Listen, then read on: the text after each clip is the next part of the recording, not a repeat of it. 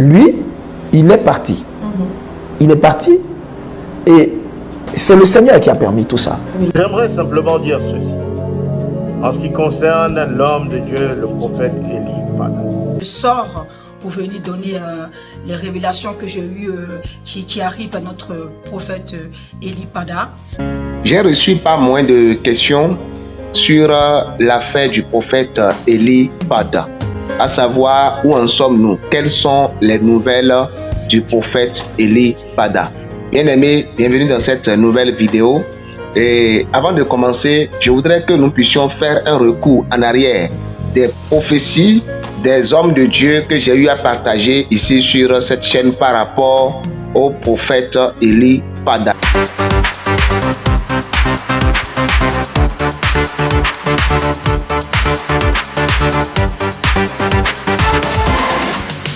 Alors, écoutons la prophétesse servante de Dieu, Kwame.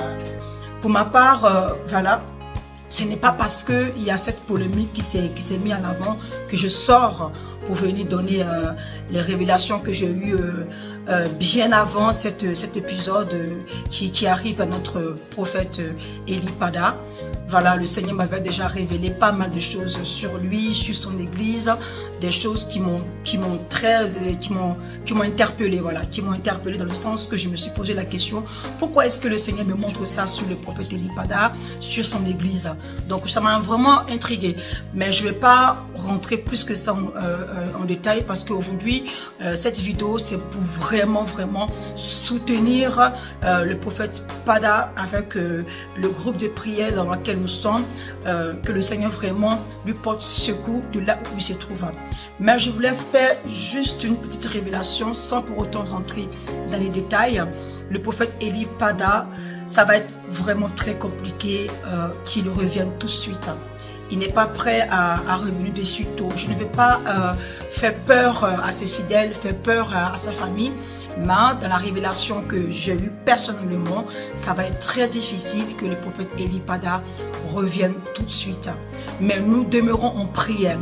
Écoutez aussi le prophète Steve le voyant aussi sur le même affaire du prophète Élie Pada. Le prophète Élie Pada reviendra encore plus fort avec les bénédictions qui lui seront accordées. Sachez, bien-aimés, que le prophète Élie Pada est pleinement libre. Il est libre. L'Éternel me montre une colombe à ses côtés et me parle de liberté. Mais c'est avec sagesse qu'il reviendra. Le prophète attend un moment, un événement précis avant de sortir de là où il se trouve. Et enfin, nous allons écouter maintenant les nouvelles. Qu'est-ce qui se passe actuellement?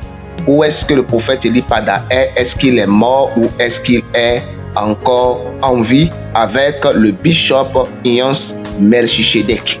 Je vais vous dire, les élections sont propres. Bientôt, on sera en 2025. Qui cherchent Élie Pada pour le faire tuer, qui veulent le mettre en prison, la plupart ne seront plus là pour que Élie Pada vienne tranquillement. Avant qu'on écoute le bishop Iyans Melchisedek sur l'affaire du prophète Élie Pada, je m'en vais donner ma part, puisque les gens m'ont posé plusieurs fois les questions, savoir où en sommes-nous. Et ce n'est pas tout qu'on est appelé à partager. La seule chose que nous devons faire en tant que chrétiens, en tant que citoyens du corps de Christ, c'est l'intercession. C'est de prier pour cette personne.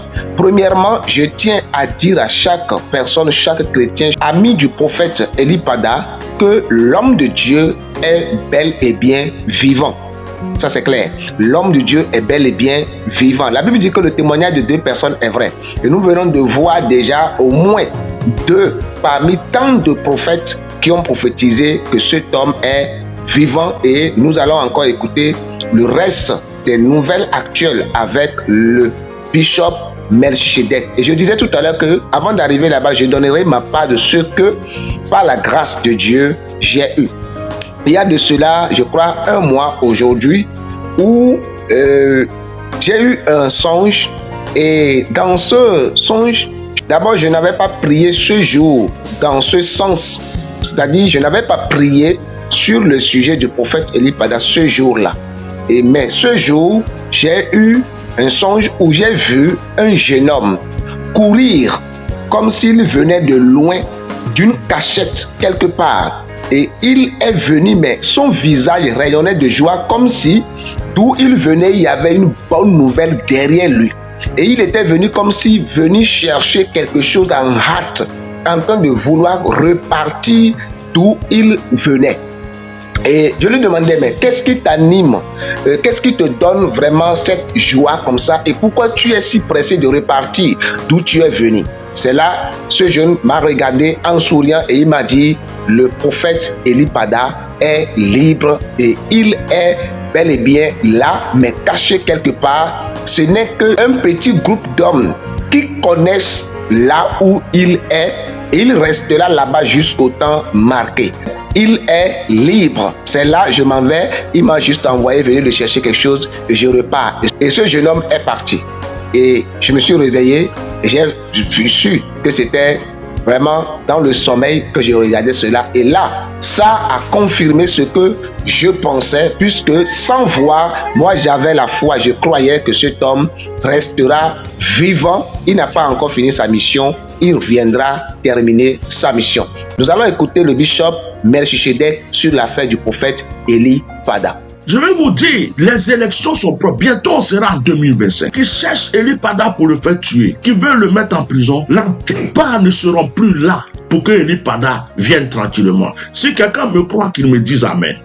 Je dis, ceux qui cherchent à le tuer, que ce soit parmi les pasteurs, parmi les chrétiens, parmi les soi-disant corps de Christ, ceux qui veulent atteindre à la vie d'Eli Pada, qui veulent atteindre à la vie d'Eli Pada, sur le plan politique, comme sur le plan spirituel, Dieu va les écarter, les éliminer, les achever et les disperser pour frayer un chemin à son serviteur. C'est là que vous verrez Eli Pada rentrer d'une manière triomphale en Côte d'Ivoire.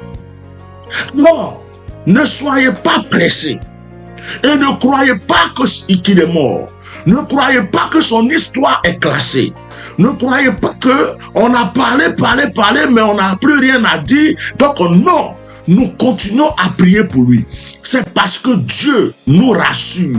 C'est parce que le Seigneur nous révèle que cet homme va bien, qu'il est en bonne santé, que là où il se trouve, c'est le Dieu qui lui a dit de rester là pour le moment. Que son temps de retourner n'est pas encore arrivé. C'est pourquoi nous avons la force et le courage. Bien-aimés, si Eli Pada était mort, je serais parmi les premières personnes à venir pleurer devant vous pour vous dire, mes frères, ils ont tout fait, ils ont eu notre frère. Ils ont tout fait, ils ont tué notre frère. Je serai la première personne à venir pleurer devant vous pour dire que Eli Pada est mort. Et nous allons pleurer ensemble. Que vous ne m'avez pas encore vu pleurer, tant que vous ne m'avez pas encore vu couler les larmes, malgré que ça me fait mal, bientôt 1 an, ça me fait mal que quelqu'un soit loin de sa famille, de son église, de ses enfants spirituels, de ceux qui l'aiment. J'en souffre aussi, ça me fait mal, mais nous sommes obligés d'être patients. Écoutez-moi très bien, quand on voulait tuer Jésus quand il était bébé, il a fallu que Joseph et Marie s'enfuient en Égypte. Oh my God. Quelqu'un m'entend, quelqu'un m'écoute. Hérode voulait tuer Jésus-Christ à cause de l'étoile de Jésus-Christ. L'étoile de Jésus-Christ, l'étoile de Jésus-Christ dérangeait Hérode. Hérode voulait éliminer Jésus-Christ. Il a fallu que Marie et Joseph s'enfuirent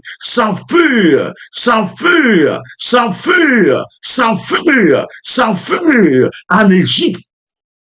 Mais lorsque Hérode est mort, l'ange a pris Joseph pour lui dire, celui qui voulait tuer l'enfant est mort. Maintenant, vous pouvez retourner en Israël.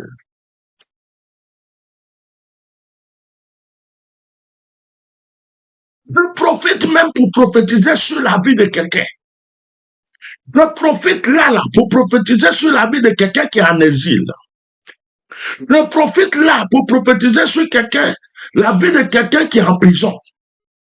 Je profite là pour prophétiser sur la vie de quelqu'un qui est loin de sa patrie, loin de son pays. Est-ce que il ne peut pas s'approcher? Il est en exil. Je déclare sur la vie de cette personne, ceux qui voulaient te tuer, ceux qui t'empêchent de rentrer dans ton pays, ceux à cause de qui tu es en prison, ne seront plus bientôt là. Et ta liberté va triompher. Est-ce que quelqu'un qui est concerné va pouvoir me dire Amen là où il se trouve? Il y a des gens, à cause de la guerre, qui sont encore en exil jusqu'aujourd'hui. D'abord, Laurent est rentré, ils sont encore en exil parce qu'ils ont été chauffeurs, parce qu'ils ont été militaires, parce qu'ils ont été partisans. Il y a d'autres personnes qui sont en exil parce qu'ils sont enfants de tel ou de la famille de tel.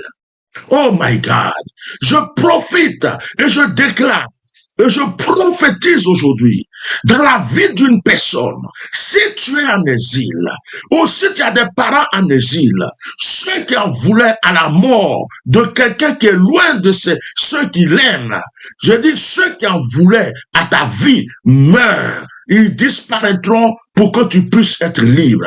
Cette parole te concerne. Cette parole concerne tous ceux qui sont en France, aux États-Unis, au Canada, à l'étranger, partout, qui ne peuvent pas rentrer chez eux à cause d'une personne, à cause d'un pouvoir, à cause d'une autorité quelconque. Que la main de Dieu te fraye le chemin aujourd'hui au nom de Jésus-Christ de Nazareth. L'ange a dit Joseph, Hérode est mort. Celui qui voulait tuer l'enfant est mort. Celui pour qui vous êtes enfui est mort. Vous pouvez rentrer. Je déclare dans la vie d'une personne, la situation qui t'empêche d'évoluer va maintenant disparaître. La situation qui t'empêche de paraître va disparaître. À cause de qui? Tu es caché dans l'ombre, tu es étouffé, tu ne peux plus rien faire de ta vie. Ceux-là vont disparaître au nom de Jésus-Christ de Nazareth. Je m'appuie sur le Dieu d'Elipada. Je m'appuie sur le Dieu du bishop Melchisedec. Je m'appuie sur le Dieu de Moïse. Je m'appuie sur le Dieu de mon père spirituel. Je m'appuie sur le Dieu de tous les vrais prophètes, de tous les ouins de Dieu, du monde entier. Je m'appuie sur le sacerdoce prophétique, le sacerdoce royal. Je m'appuie sur le pouvoir des anges qui protègent les ouins de Dieu. Et je déclare sur la vie de quelqu'un que celui qui t'empêchait d'avoir ta paix disparaîtra. Dis-moi Amen, ça te concerne et ça te concerne. Je vais pousser cette déclaration pour dire aussi, s'il y a un sorcier, un mystique, personne jalouse, une personne méchante, qui est sur ton chemin d'élévation, qui est sur ton chemin de prospérité, cette personne-là est écartée maintenant pour que tu rentres dans ta grâce, dans ta prospérité et dans ton élévation. J'ai déclaré cette parole pour la personne qui est en train de dire Amen. Je déclare aujourd'hui sur la vie de tous les prophètes qui sont étouffés. Il y a des prophètes qui ne peuvent pas prophétiser parce qu'ils ont peur. Il y a des prophètes qui sont comment dirais-je, des prophètes qui sont étouffés quelque part. Je prie que le Dieu qui vous a choisi combatte maintenant pour vous. Le Dieu qui vous a choisi impose la main encore à votre vie. Que votre onction soit plus forte et que ce qui veut vous empêcher d'exercer soit consumé au nom de Jésus. Je profite de ce direct pour prier pour le pasteur David Aimé. Le pasteur David Aimé qui a été jeté en prison. Je prie pour que ceux qui ont comploté contre lui soient dans la honte.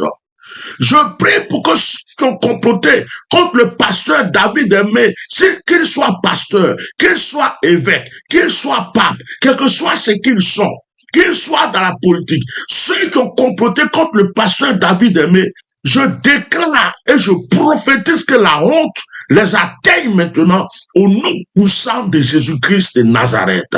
Je prie pour le pasteur David Aimé, que la protection divine soit sur sa vie. Je prie pour tous les pasteurs en prison. Je prie pour tous les prophètes en prison. Je prie pour tous les pasteurs en exil. Je prie pour tous les prophètes en exil. Je prie que le soutien de Dieu, la main puissante de Dieu soit avec vous. Que l'esprit d'Elipada contamine la vie de tous ceux qui croient en cet homme et qui prient pour lui. Si tu es une maman, tu es une femme, tu es un couple, un foyer, quel que soit le lieu où vous êtes, vous tous qui avez aimé le prophète Eli Pada, vous tous qui priez pour le prophète Eli Pada, vous tous qui avez soutenu le combat d'Eli Pada, je déclare que l'onction que Dieu a mis sur cet homme se propose dans votre vie maintenant et débloque toutes les situations qui sont bloquées. Que l'esprit, l'onction de Dieu qui a animé Eli Pada pour prophétiser, que cette onction vous localise, que cette onction vous contamine, que cette onction débloque toutes les situations bloquées dans votre vie. Vous ne voyez pas Eli Pada physiquement, mais que les anges qui ont veillé sur sa vie, qui veillent sur sa vie, viennent vous protéger. Que l'Esprit de Dieu qui est sur la vie d'Eli Pada soit sur vous maintenant. Que le Seigneur fasse quelque chose pour vous. Que toutes les prières qu'Eli Pada a faites dans le secret vous atteignent. Au nom puissant de Jésus-Christ de Nazareth. Je prie pour l'église d'Eli Pada. Je demande à tous ceux qui peuvent soutenir cette église de soutenir cette église. Ne lâchez pas prise. Aidez cette église à continuer de payer son loyer. Aidez cette église à continuer de faire leur culte. Le diable a voulu disperser ce peuple. Le Seigneur ne l'a pas permis. Je prie que le Seigneur soutienne l'église, qu'il soutienne le pasteur Simplice, qu'il soutienne tous ses fidèles, le pasteur de cette église, qu'ils soutiennent tous ceux qui sont dans ce peuple, que la main puissante de Dieu soit sur eux, que la couverture du Saint-Esprit les environne, que la protection divine soit sur eux, au nom puissant de Jésus, que tout esprit de découragement, tout esprit de doute, puissance de confusion, tout esprit qui va vouloir les disperser, soit vaincu, convoqué devant Dieu et foudroyé au nom puissant de Jésus-Christ de Nazareth. Alors, chers tous, merci d'avoir resté jusqu'à la fin de cette vidéo. Je crois que vous avez eu les nouvelles que vous voulez sur le prophète Eli Pada. Ce que nous devons retenir, c'est qu'il est vivant et déjà dès le début, les prophéties ont été déjà claires que sa sortie va prendre du temps. Nous pouvons dire que ces prophétesses et ces prophètes qui avaient déjà prophétisé que le prophète Eli Pada va sortir, mais pas maintenant, ont raison aujourd'hui. Parce que nous avons déjà passé près de 9 mois. Or, pendant ce temps, nous pensons le revoir dans les jours qui suivaient. Donc, ça a pris vraiment le temps, comme la prophétesse Kwame, servante de Dieu, l'a dit, le prophète Steve, le voyant, l'a dit, à compter de mars jusqu'en décembre, c'est dans cet intervalle que le prophète Eli Pada va réapparaître. Alors, nous pouvons prier avec ardeur, avec courage, avec détermination, avec foi, que le temps qui reste devant nous pour que cet homme réapparaisse n'atteint plus le temps que nous avons déjà passé. Alors redoublons encore d'efforts, prions pour que ces révélations s'accomplissent et que ce grand homme de Dieu réapparaisse avant qu'on ne dise janvier 2025 au nom précieux de Jésus-Christ de Nazareth. Et que Dieu dans sa grâce vous bénisse abondamment, vous qui priez pour cet homme où que vous soyez. Shalom. Si vous êtes nouveau sur notre chaîne, n'oubliez pas de vous abonner, partagez la vidéo afin de toucher bon nombre d'intercesseurs pour que la voix puisse s'élever vers l'Éternel Dieu Tout-Puissant en faveur de ce grand homme de Dieu qui est une bénédiction pour l'Afrique et pour le monde entier. C'était votre frère Valentin Aonga. Shalom et à la prochaine.